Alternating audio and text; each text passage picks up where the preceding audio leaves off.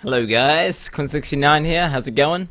Today I'm going to be bringing you a new build. It's a it's another lightning monk build, but there's a difference. It's not for great rifts. This is purely for T6 speed farming.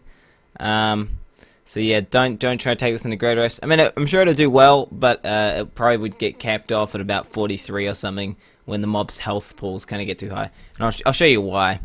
I'll show you why right now, boys. We'll show you what this kind of build is. We'll go into the gameplay so you guys don't get bored.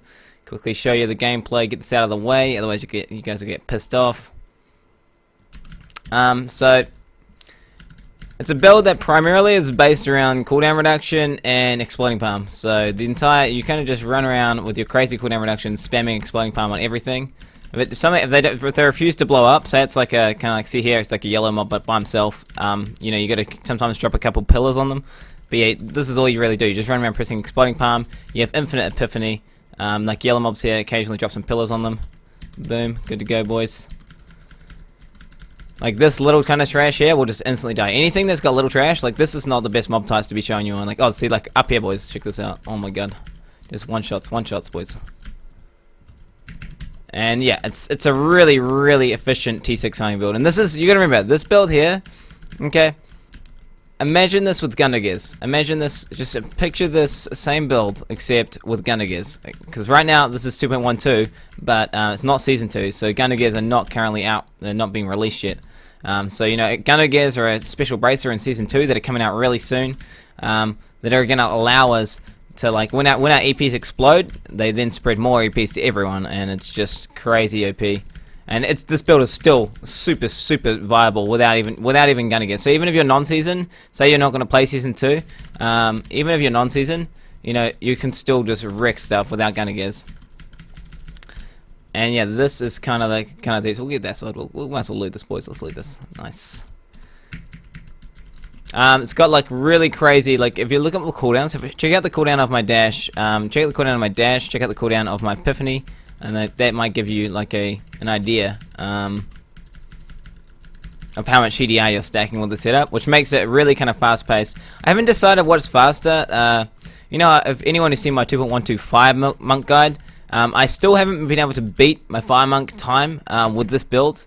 But I have some really quick runs. I've had some 1 minute 30 runs with this setup. I've had some really competitive runs. So it's just like another flavor. So if you're kind of bored of the Fire Monk, I don't know, Fire Monk doesn't get boring fast. It's really OP and it's a lot of fun. But like, say you want to try something different, this is definitely another variation. And this variation here, with gunner gears, will obviously become very powerful. Let's kill these gobbos. Not going to say no to some free goblins, boys. Alright, the only thing that kind of lacks sometimes is Rift Guardian kills. But if you can get trash here like this, check out the Rift Guardian. So Rift Guardian is down. So like when you get trash, you can just instantly global Rift Guardians. But anyway, that was the gameplay, boys. So if you just wanted to see the gameplay, that's it. We're going to go show you the guide now. Show you how it all works. And this is with sub-optimal gear. My gear is it's average. So average. You could have much better gear than what I'm using, but I'll go over the basics as to why we use the gear we're using and how kind of the build's doing damage. It's another Samwuku build, obviously, because Samwuku's overpowered. But yeah, let's do this. So you first of all, we'll go over cooldown reduction. So if you look here, look at my Epiphany cooldown and look at the duration. With my legendary gem, the Gorica Swiftness, it is 100% uptime.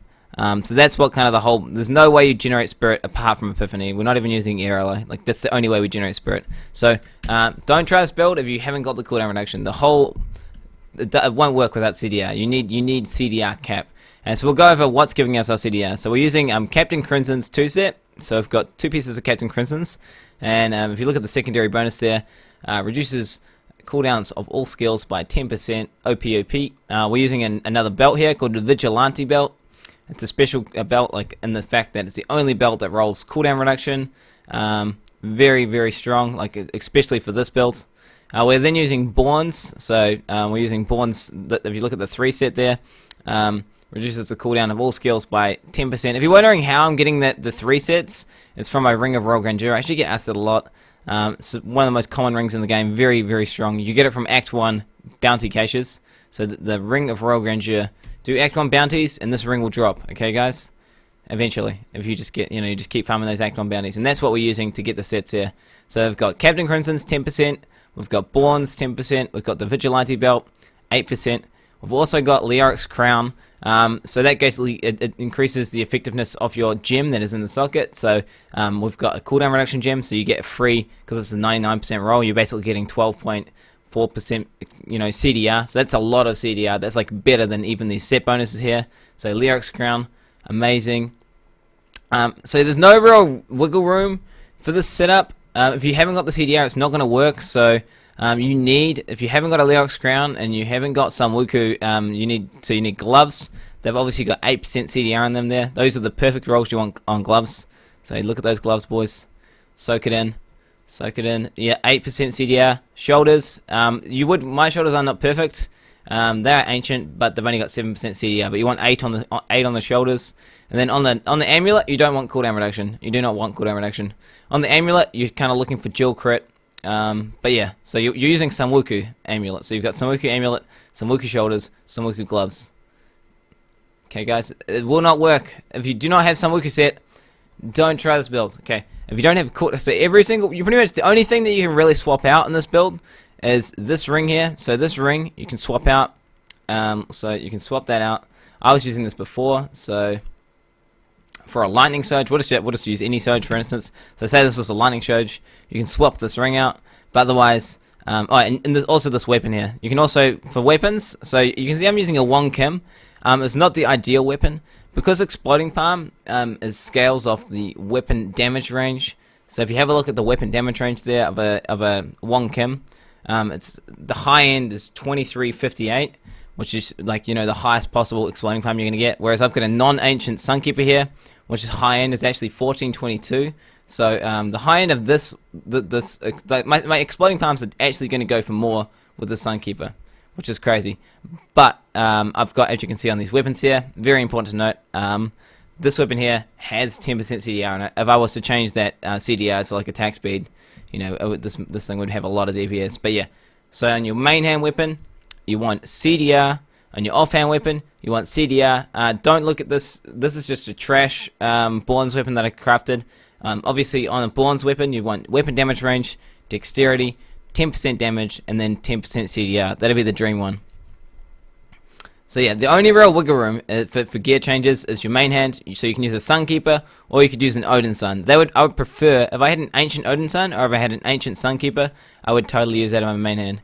Or you can choose between a Unity. So if you're playing solo, you can use a Unity. It's like a permanent Desert Shroud. If you're playing in a group, you can use a Soge just for max damage, because you don't really benefit from the Unity in a group. But yeah, so that's the items, boys. That's the items. So we'll just go over the CDR one last time real quick, just for you guys. So we're getting 10% CDR from the Captain Crimson's, 8% from Vigilante Belt, 10% from Bourne's, 12.5% from the helmet. We're getting 8% from the shoulders, and 8% from the gloves. And I've got no CDR on either of my rings. You don't need to get CDR on your rings.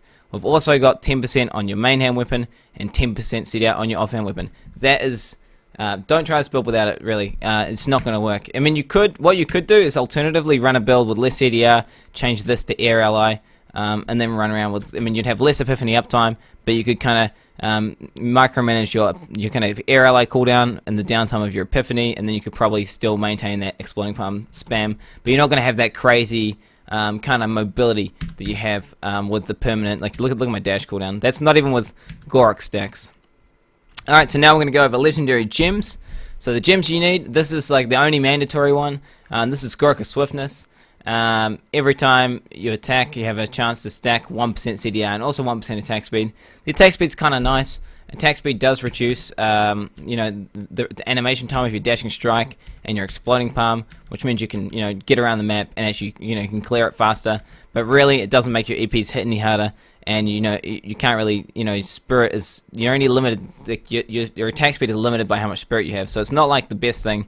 But the CDR is what you're getting it for. That's the only reason. And what the CDR does is it kind of pushes you over that threshold into the kind of permanent Epiphany range. Because you'll notice I won't have permanent Epiphany without this. It's slightly off. Although it's still enough, it's just slightly off. For your other gems, I'm rocking Bane of the Trapped. So So that's just like kind of when you're going around applying your exploding palms, you know, everything's taking 30% more damage. That is a multiplier, so that's a true 30% damage increase. Obviously, depending on your level of your gem, it might be a little bit lower. But yeah, it's still amazing gem, really, really strong. I would highly suggest you use Bane of the Trapped. The other gem I'm using is Bane of the Powerful. So that's 20% damage, you know, every time you kill an elite pack, which is going to be up all the time. You know, you're killing elite packs like instantly, and then you also get 15% elite damage, which is great with this build because we're not, as you can see here, we're not running with. I think that's my only. I mean, depending if you're running, so we've only got a Unity combined with my Bane. So you can see my elite damage is not very high. It's only 30%. So yeah, that's a lot of damage there from the elite damage section like alone. If you're playing in 2.12, and so I'm playing in 2.12 live right now, but if you're playing on Season 2, obviously you don't want these braces. I'm using Lacunis right now. You could use these braces here, obviously not with fire, with lightning, just for more movement speed, more speed. But right now, these are my best lightning braces I have on me. Lacunis, I mean, they're pretty sick, really. They've got attack speed on them, dexterity, crit, so they're really nice braces. But if you are playing on Season 2, put Gundo gears in there. Gundo gears. I might even put a link to the Gundo gears in the description.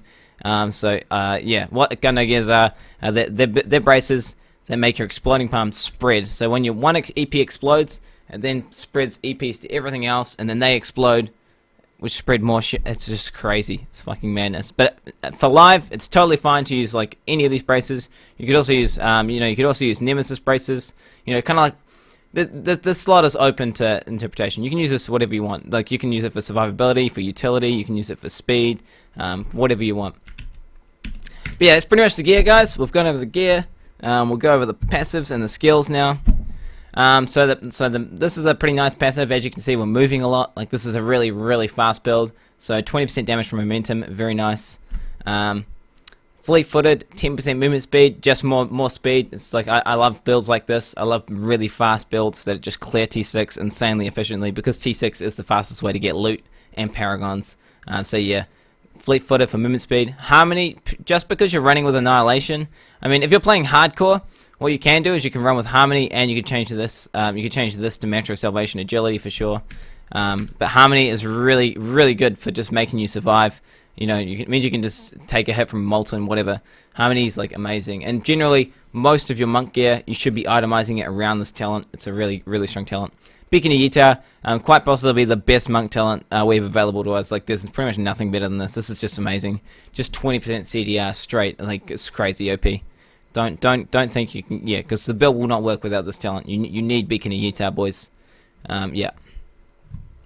So we're using Wave of Light, Pillar of Ancients. So that's for basically if you're fighting a mob, kind of like you would have saw in the gameplay section when at the beginning. If I was kind of like exploding palm a couple of guys, there wasn't too much trash around, and say the mob was refusing to die, that's when you can drop a pillar or two on them and just make them die. And obviously for the Rift Guardian, if you haven't got a lot of trash around the Rift Guardian, you're gonna have to, you know, just sit there, just spamming these things here down until the Rift Guardian dies, and that's what that's there for. Otherwise, ideally, in the ideal Rift with a lot of trash everywhere, you would never even press this once. You could kill the Rift Guardian, you could kill all the trash with Exploding Palm. You wouldn't even need to touch this. This is just for, say it's not a very dense Rift, or the mob types have got like extra health, or say your damage is like a little bit low. So that's what that's there for. Mystic Ally, Air Ally, I'm using that right now, but no, we'll change that to Fire Ally. I'm using Fire Ally for my setup, because I got a lot of damage. I can just put a couple EPs up and everything will explode. If you're struggling with Spirit, you can go to Air Ally. There's really a decision here between the two. So Air Ally just means you get an on use for 100 Spirit and you gain a passive 4 Spirit per second. But say you have really good gear and you're kind of like clearing really quickly. Fire Ally is just going to make your everything like die faster. So yeah, you can't go wrong with Fire Ally. But otherwise, if you're struggling with Spirit and stuff's taking a little bit to die, definitely invest in Air Ally. Exploding Palm, Strike and Grasp, this is what the entire build is based around. So every time you press EP, it bounces to, so you press 1 EP on one guy, it bounces to 2, and puts 2 1200% dots up, which obviously they're multiplied by 5, due to the Samwuku set.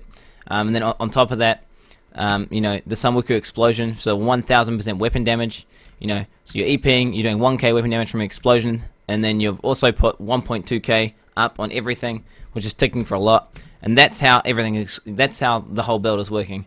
You know, the dot combined with the explosion kills a bit of trash, which sets off all the EPs, and it kills everything. It's really, really, really great. We went over the mantra. So if you're hardcore, or say you're not, you know, you're not very durable, you're dying a lot, you can either change this to you know, mantra of salvation, agility, or you can go mantra of conviction. And not, if you think you're able to, if you think you're totally fine, like if you're using a unity and you're playing solo, this is generally what you can go. You know, because you'll be pretty damn durable. You're not going to die very often with this, and that just gives you 30% movement speed every time you kill something for 3 seconds. So that's up 100% of the time. You know, 30% movement speed. Really, really, really strong talent choice. You know, really strong. Dashing strike. There's really 2 choices you can go here. There's Quicksilver, and then there's Way of the Falling Star. These are the 2 choices that I would you know, go. So that's you know, gives you an extra charge. I like this one because you've got so much CDR. It's easy. I mean, it gives you a little bit more kind of leeway to generate an extra stack because you've got so much CDR. Say you're messing around with a mob for a little bit. You know, it's refusing to die. You're having to use some wave of lights on it, and it'll just give you kind of like an extra supply there, so you can store an extra charge. And then once you kill the mob, you can then like dash 3 times. It's really nice. Or alternatively, you can go 20% movement speed for sure. Epiphany, this is the only, you have to go Epiphany Insight. I tried this build with Desert Shroud, but yeah, it doesn't really work. You don't have enough spirit regen. It needs to be Epiphany. You know, you need Insight, so it increases the amount of spirit you get to 45 you know, per second. Pretty crazy, pretty damn crazy amount of versus you know, Desert Shroud. Really strong talent. I would definitely yeah, the build kind of relies on this. It's only if you're a hardcore, what you could do, you know, say, because I've been getting a lot of hardcore questions recently.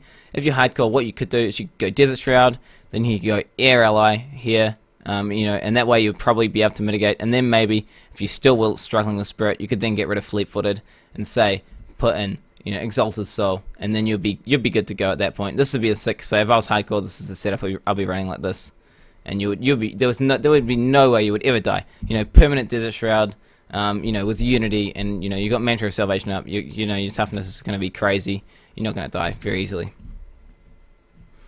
Okay, Paragons. I always forget that one, boys. Paragon points. What you want to be doing here is you want to. Okay, so I probably got this wrong here. 11% movement speed. So yeah, you want to cap it. So remember, your movement speed is capped out, so you can't. Your movement speed is capped out here. So say you've got like whatever. Say you've got 20% movement speed on your gear.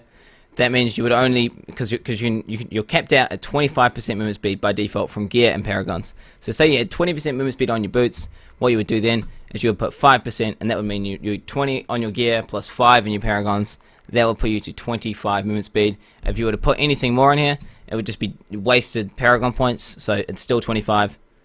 It's still 25. You know, it's not going up. The more it doesn't matter how many you put in here. You know, just make sure you don't spend too many paragons, boys. Make sure you don't. And then so you cap your movement speed to 25. Then you go full dexterity, like so. Offense, cooldown reduction first. This is the main thing you need to go here, boys. Cooldown reduction. It's imperative that you get cooldown reduction here. The build, as I said many times, the build does not work without cooldown reduction. So you definitely get that CDR, boys. Then you want to do the 1 to 10 ratio with crit hit chance and crit hit damage. So depending on what you're lacking, you know, either go crit hit chance or crit hit damage first, and then from there fill up the other one. Doesn't matter, and then you'll go to attack speed. Attack speed is the least of your worries. Attack speed is the last thing you want for this build. I'm running a kind of weird setup. I wouldn't suggest this one. So what you would do for this setup here, you would go all resist generally first. Sometimes armor can be better, but most gear types, most gear setups, it's going to be all resist, then armor, then life percent, and then regen. That's all you really want, boys. Like so. For your utility here, you want to be going, okay, well, there's really a couple options. If you're hardcore, you could totally go life on hit first, just for more survivability. But if you're softcore, boys, generally it's going to be best to go area damage first, then RCR, then life on hit. So just straight down the list like that. But I mean, if you think you need to survive, You could go life on hit first if you think you need the healing. But generally, you're better off just to go area damage, RCR, life on hit, and then yeah, go fine. But yeah, that's it, guys. That is everything. I may be making a Diablo thing. If I make a Diablo fans guide, like a written guide, I'll link it down below. But I'm not too sure if I'm going to do that just yet. So yeah, stay tuned, boys. But otherwise, hope you guys enjoyed the quick yet informative tutorial. If you want to see more gameplay and more builds, like I theory crafted this setup on stream. We kind of messed around with it. We tried a bunch of different setups, and ultimately this was the best setup. But yeah, if you want to watch it live, boys, that's twitch.tv/Quinn69. Look up there, boys. But otherwise, enjoy this new setup. It's a lot of fun. Peace out. Have a good time, boys. Have a good time.